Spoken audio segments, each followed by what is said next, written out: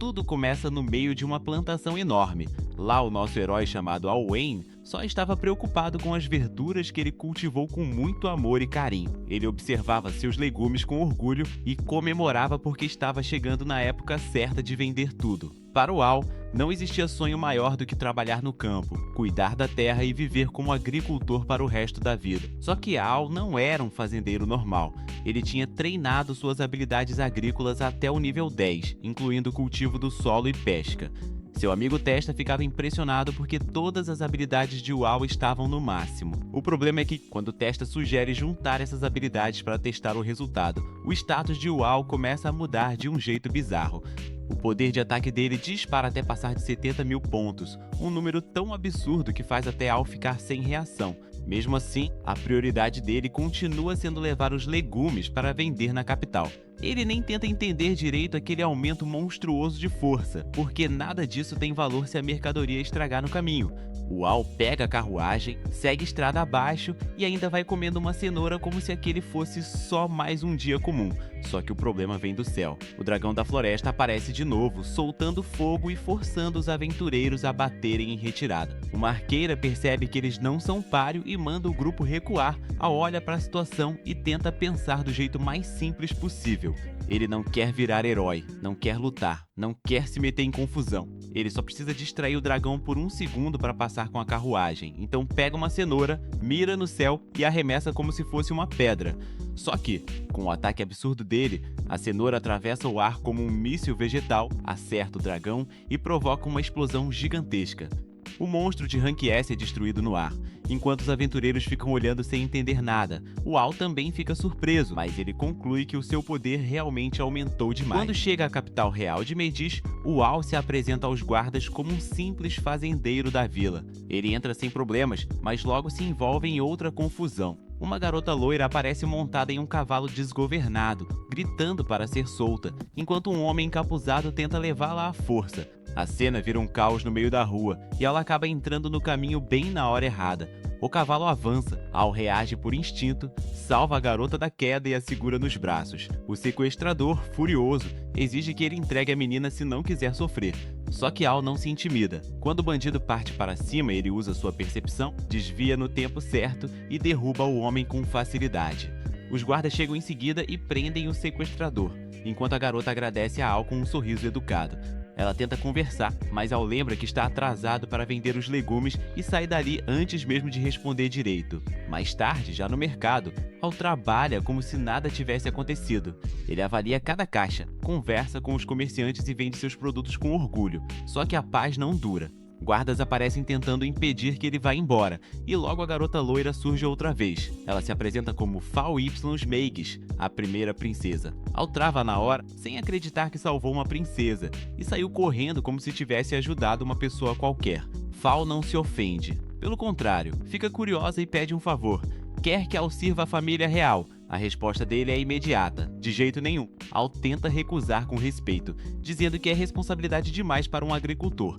Fal insiste, fala que o trabalho no palácio paga bem, oferece posição, prestígio e até um campo enorme perto da capital. Mas Al só pensa na própria vida rural. Ele quer plantar, coletar tudo, vender e voltar para casa. Quando Fal explica que o homem que ele derrotou tinha status médio de 500 pontos e que um aventureiro comum mal chega a 130, Al percebe que seu poder está ainda mais fora da realidade. Quando ela pede para ver seu status, ele se recusa, porque aquele número absurdo só criaria mais problema. Nesse momento, uma arqueira retorna com uma informação estranha. O dragão da floresta foi derrotado, mas não por eles. Alguém destruiu o monstro com uma arma misteriosa e poderosa, e a única pista foi o rastro de uma carruagem. Fal liga os pontos na hora. Carregamento, força absurda, rastro de carruagem, dragão explodindo. Antes que ela consiga confirmar, Al sobe na carruagem e foge da capital, desesperado para escapar de qualquer chance de ser recrutado.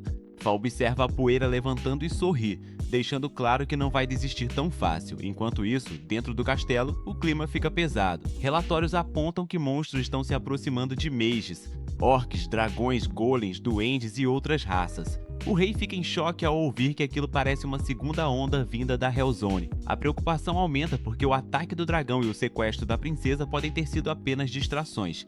um oficial chamado Cecil suspeita que tudo seja vingança dos demônios, já que o rei demônio Macbeth foi derrotado no passado, mas o rei lembra que eles firmaram um pacto de paz para impedir uma nova guerra. De noite, Al chega em casa acabado. O dia foi tão longo que ele só quer descansar, mas sua nova força continua causando problema. Ao tentar abrir a porta, ele arranca a maçaneta sem querer. Ele olha para a peça quebrada, suspira e decide consertar aquilo no dia seguinte. Só que Testa aparece do lado de fora, desesperado, avisando que monstros estão se aproximando e que todos precisam fugir. Al ainda tenta pensar nas colheitas que deveria cuidar pela manhã.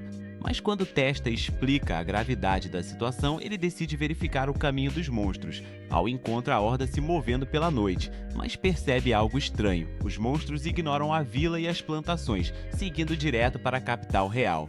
Por um momento, ele tenta se convencer de que aquilo não é problema dele. Só que sua imaginação mostra a capital em ruínas, a logística parada, as mercadorias estragadas e seus legumes perdendo o único mercado de venda. Aí a situação muda completamente. Se a capital cair, a vida de fazendeiro dele também afunda junto. O problema deixa de ser dos cavaleiros e vira, na cabeça de Al, um problema agrícola. Ao mesmo tempo, o rei e Fal são conduzidos por Cecil para um caminho isolado. Ele diz que vai explorar a estrada, mas logo a armadilha se revela. Cecil mostra uma magia sombria, prende os guardas e se declara traidor. Na verdade, não existe mais Cecil. Aquele homem era Romeu Vanded, comandante do primeiro exército do antigo rei demônio.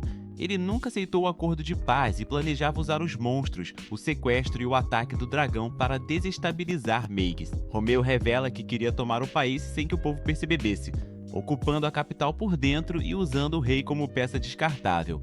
Fal entra na frente do pai e invoca escudos dourados para conter a magia de Romeu. A barreira segura os ataques por um tempo, mas a força do demônio é absurda e cada impacto arranca pedaços da defesa. Romeu ri, provoca a princesa e admite que o dragão e o sequestro falharam, mas que seus planos raramente dão errado. Fal tenta resistir, mesmo tremendo, porque sabe que se o escudo cair, o rei morre ali. Quando a barreira finalmente começa a ceder, Romeu se prepara para esmagar os dois de uma vez, só que a explosão esperada não vem. Do chão, Al surge como se tivesse cavado o próprio caminho até a batalha. Ele chega segurando sua ferramenta de agricultor, sério, e o demônio fica sem entender como um fazendeiro atravessou a magia dele. Al explica com toda a naturalidade que usou uma técnica secreta de escavação subterrânea baseada em aração profunda, um método agrícola para mexer nas camadas do solo. Romeu fica ainda mais irritado porque Al começa a falar de micróbios, nutrientes, raízes e profundidade ideal para vegetais no meio de uma luta de vida ou morte. Romeu parte para cima e ataca com a espada. Para ele, aquilo é só mais uma coisa atrapalhando o campo. Romeu se impressiona, recua e libera sua verdadeira forma, ficando enorme, musculoso, monstruoso e com status de nível 78. Fal avisa que o status dele é alto demais e manda Al fugir, mas já é tarde. Romeu concentra toda a sua força, cobre o corpo de energia sombria e avança dizendo que vai esmagar o garoto. Al encara o monstro sem dar um passo para trás. Quando Romeu vem para o golpe final, Al responde com a mesma frase seca que ouviu tantas vezes naquela noite e manda o demônio ir para o inferno. O impacto é direto, limpo e brutal. Romeu, que estava se achando invencível, cai derrotado com apenas um golpe. Os monstros que acompanhavam a invasão recuam logo depois, assustados com a derrota do comandante. Fal, o rei e os guardas ficam em silêncio, tentando entender como um agricultor resolveu uma crise nacional usando força bruta e técnica de lavoura. No castelo, Al recebe o agradecimento oficial da família real. Fal diz que ele salvou o reino, que os monstros recuaram depois da queda de Romeu e que o país está seguro graças a ele. Al, sem saber lidar com tanta formalidade, só pede que seus legumes não sejam danificados e que ele ainda consiga vender tudo em algum lugar. O rei aproveita para tentar recrutá-lo de novo, mas Al sente o perigo chegando e tenta sair antes que inventem algum cargo para ele. Quando perguntam se ele está disposto a servir o país, ele responde que não, porque continua sendo apenas um agricultor. Fal percebe que forçar não vai adiantar e muda de estratégia. Ela diz que entende o sonho dele de viver como fazendeiro, mas em agradecimento oferece de novo o campo de 33 mil metros quadrados perto da capital. Em troca, Al só precisaria se registrar e ajudar quando monstros ameaçassem a região. Como ele ganhou terra, mercado e uma chance de proteger a própria rotina agrícola, Al aceita o acordo. Fala aperta a mão dele com um sorriso, prometendo chamá-lo de vez em quando, e Al já começa a sentir que sua vida pacata acabou de ficar muito mais complicada. No fim, ele vai conferir a recompensa, esperando encontrar um campo perfeito para começar uma nova fase da vida rural. Só que quando chega ao terreno, tudo que vê é um espaço seco, vazio, cheio de terra ruim e aparência de área abandonada. Enquanto Fal observa de longe com um sorriso satisfeito, Al encara aquela imensidão e percebe que ganhou trabalho para meses. O fazendeiro mais absurdo do reino salvou a capital, derrotou um demônio e recusou virar herói, mas não conseguiu escapar do pior inimigo de todos, um terreno baldio fingindo ser presente. E, para piorar a vida do Al, a princesa decide andar com ele pela cidade, como se uma princesa andar ao lado de um plebeu pobre e fedido fosse algo normal. A capital estava movimentada, cheia de lojas, barracas e comida por todos os lados. Al olhava para repolhos, batatas e espetinhos com aquele brilho de quem realmente nasceu para venerar produtos agrícolas. Enquanto Fal tentava conversar sobre assuntos mais nobres, ele se distraía com qualquer comida que aparecia na frente. A princesa até estranha, perguntando se ele só pensa em comer, mas Al responde do jeito mais sincero possível. Ele é agricultor, então comida realmente bate direto no coração dele. Só que a Fal também não estava apenas passeando à toa. Ela explica que conhecer o povo, ver o que eles comem e entender a vida da cidade faz parte dos deveres da realeza. E para conseguir andar sem criar tumulto, ela deixou sua empregada, Albi, fingindo ser ela no palácio.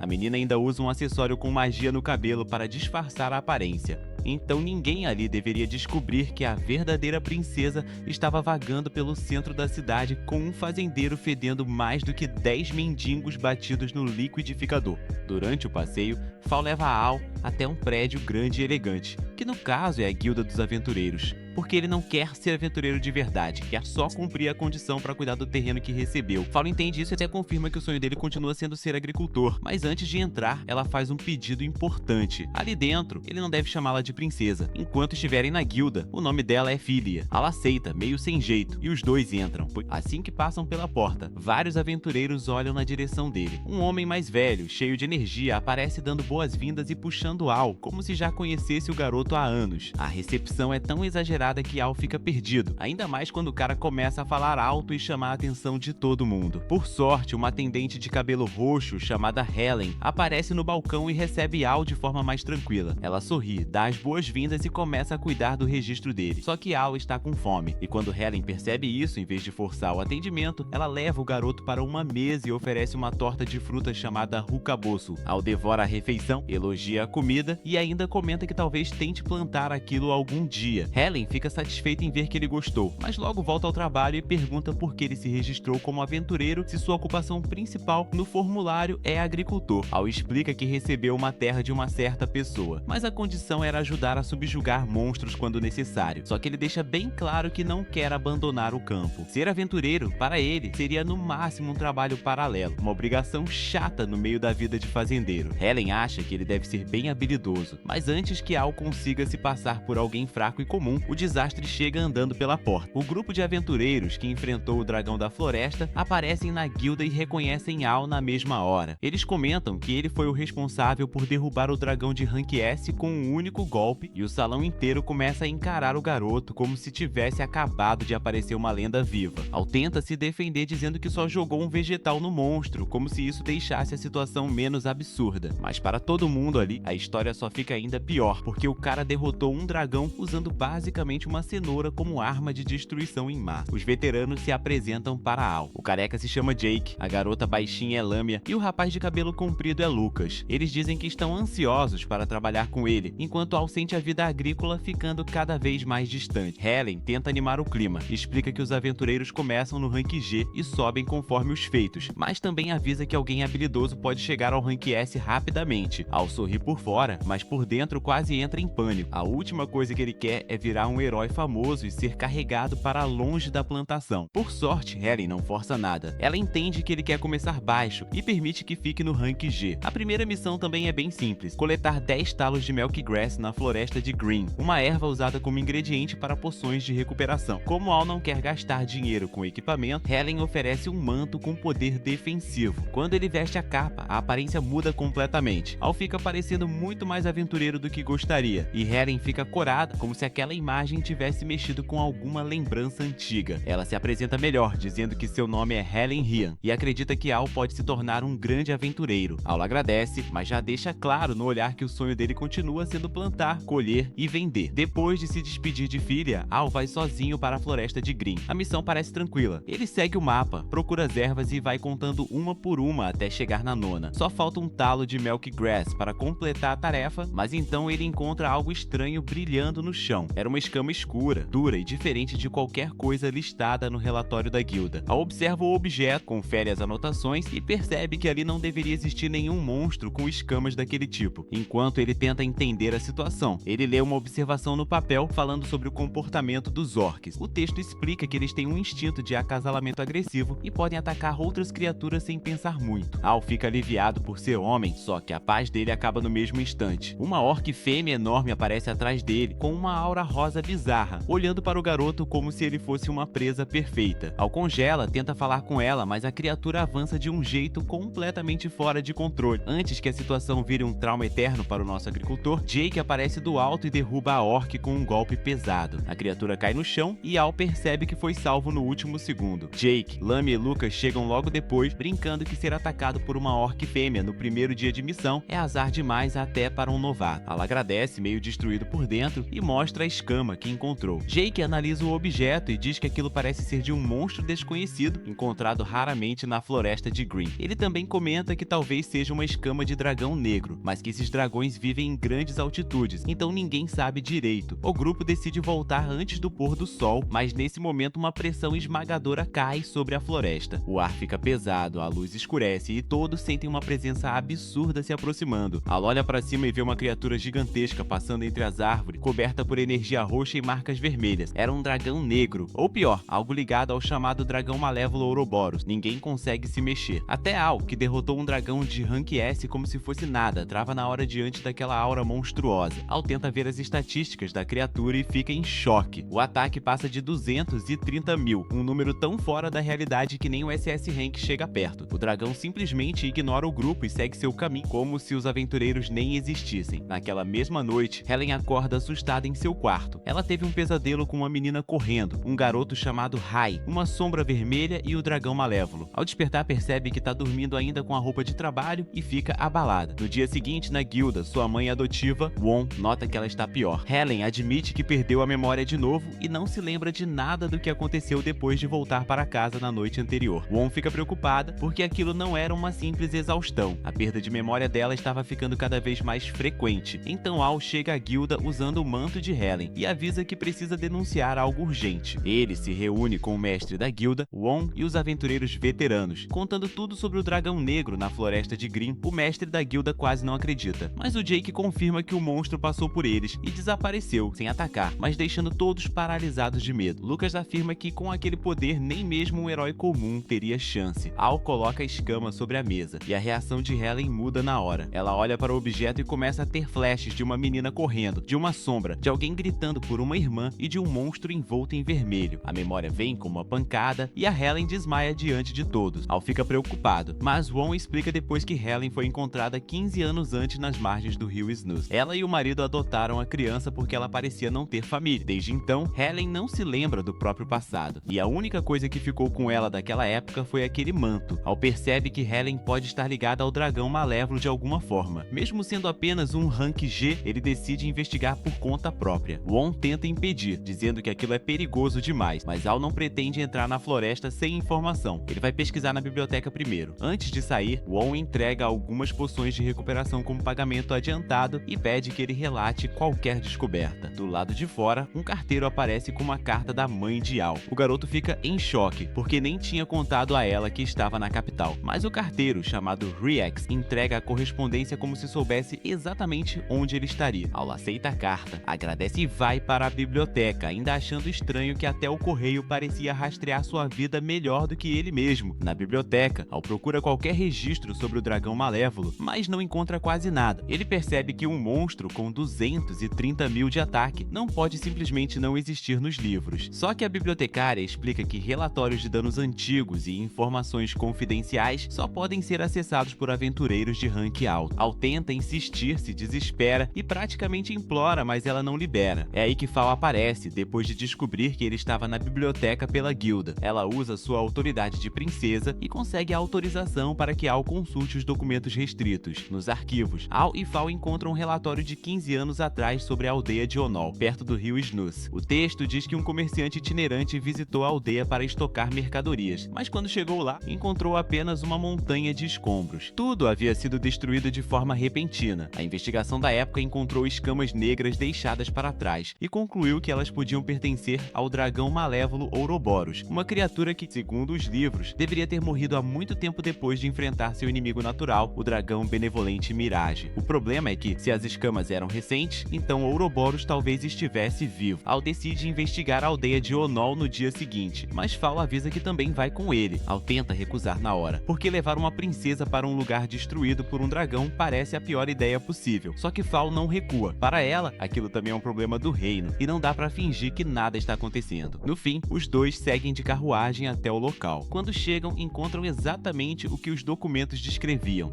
A aldeia de Onol estava reduzida a ruínas, com paredes quebradas, pedras espalhadas e marcas antigas de destruição. Mesmo depois de 15 anos, o lugar ainda carregava um clima pesado. Al observa os escombros tentando encontrar alguma pista, enquanto Fal fica abalada ao ver que uma vila inteira simplesmente desapareceu daquele jeito. Então Al ouve uma voz chamando por ele. Fal não escuta nada, mas Al começa a seguir o som entre as ruínas. A voz o guia até uma área isolada, perto de lápides antigas e pedras cobertas por inscrições. Quando ele se aproxima, uma criança translúcida aparece diante dele. O garoto sorri de um jeito triste e diz que finalmente encontrou alguém capaz de ouvir sua voz. Fal não consegue vê-lo, mas percebe que Al está falando com o vazio e fica sem entender nada. Al encara aquele espírito e pergunta se ele é o que as pessoas chamam de fantasma. O menino confirma. Seu nome é Rai e ele estava esperando por alguém que pudesse escutá-lo. A princesa não entende nada e começa a acreditar que o Al ficou maluco. Rai, o garoto fantasma, percebe a confusão e nota algo curioso. A capa que Al estava usando era igual a dele.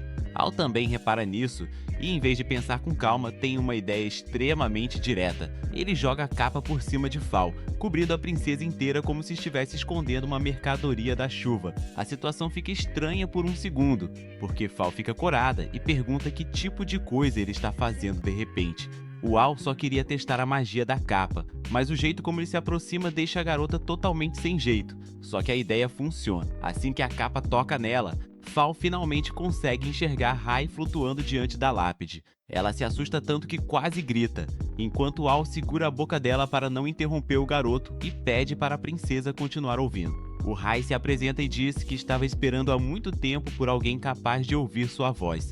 Ele olha para a capa de Al e explica que aquele manto pertencia a Helen, a recepcionista da guilda. Al entende na hora que a ligação entre eles não era coincidência. Rai revela que Helen é sua irmã mais velha e a única sobrevivente da tragédia que destruiu aquela vila 15 anos atrás. Só que, por causa do trauma, ela selou as próprias memórias e esqueceu tudo o que aconteceu naquele dia. Ao ouvir isso, Al e Fal ficam em silêncio. A história da vila destruída já era pesada, mas agora ela tinha rosto, nome e uma sobrevivente viva. Rai diz que Helen está em perigo porque o monstro responsável pelo massacre prometeu voltar exatamente depois de 15 anos. E como aquele prazo tinha chegado, ela seria o próximo alvo.